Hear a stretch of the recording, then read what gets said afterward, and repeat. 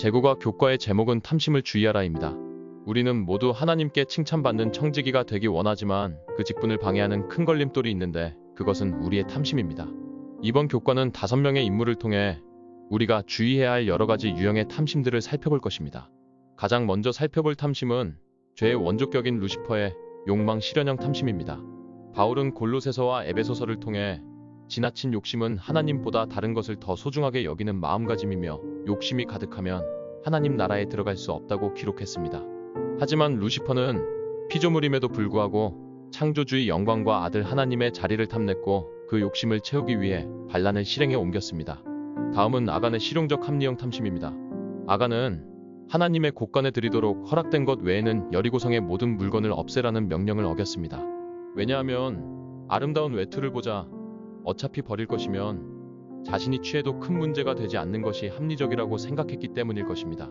하지만 욕심은 또 다른 욕심을 낳는 법, 급기야 하나님의 곳간에 들일 금과 은도 탐하게 되었습니다. 그로 인해 아이성 전투에 패하게 되었고 주변 나라에 하나님의 능력을 나타낼 절호의 기회는 물거품이 되어버렸습니다. 세 번째 탐심은 가룟 유다의 계획적 추구형 탐심입니다.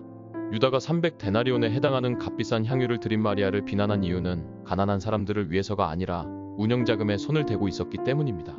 더욱이 자신을 나무라시고 마리아는 칭찬하시는 예수님을 보자 계획했던 반역을 실행에 옮겨 은 30개를 받고 예수님을 제사장들에게 팔아버렸습니다.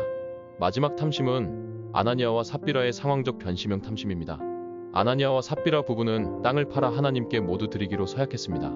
하지만 팔린 땅 값이 생각보다 크자 서로 짜고 그중 얼마를 떼어 몰래 숨겼습니다. 물론 처음에 서약은 진심이었지만 눈앞에 돈을 보자 약속을 후회하고 뜨거웠던 마음의 가마를 잃어버렸던 것입니다. 그럼 우리는 탐심을 극복할 수 없는 것일까요? 바울은 하나님은 우리에게 감당할 수 있는 능력 그 이상의 시험을 주시지 않으며 또 당한 시험을 견디거나 빠져나갈 길을 알려주신다고 기록합니다. 그러므로 탐심을 극복하는 것이 불가능한 것은 아닙니다. 하나님을 첫째로 섬기고 정규적인 성경 공부와 매일의 기도를 통해 그리스도의 사랑이 생애를 지배하게 된다면 우리 안의 탐욕이나 이기심을 극복할 수 있을 것입니다. 아울러 이러한 과정을 통해 하나님의 뜻을 행하는 즐거움을 경험하게 될 것입니다. 즉 비이기적인 일을 행하면 행할수록 행복은 비례하여 커질 것입니다. 바라기는 욕망을 실현하고 싶어하는 루시퍼의 탐심, 실리를 따져서 좀 더 합리적인 결정이라고 스스로 위로하는 아간의 탐심, 계획적으로 주님께 접근하여 주기적으로 운영비에 손을 대고 급기야 치밀한 계획 속에서 예수를 판 유다의 탐심, 상황의 변화에 따라 하나님과의 서약도 변경한 아나니아와 삽비라의 탐심과 같이 우리 안에서 발생하는 탐심을 극복함으로 하나님의 지혜로운 청지기가 되기를 간절히 기도합니다. 안식일 교과를 쉽고 간략하게 요약해서 들려드리는 버블버블 바이블. 본 영상에 사용된 간략한 그림 자료와 본문 내용은 아래 댓글의 링크를 통해 보시거나 다운로드 하실 수 있습니다.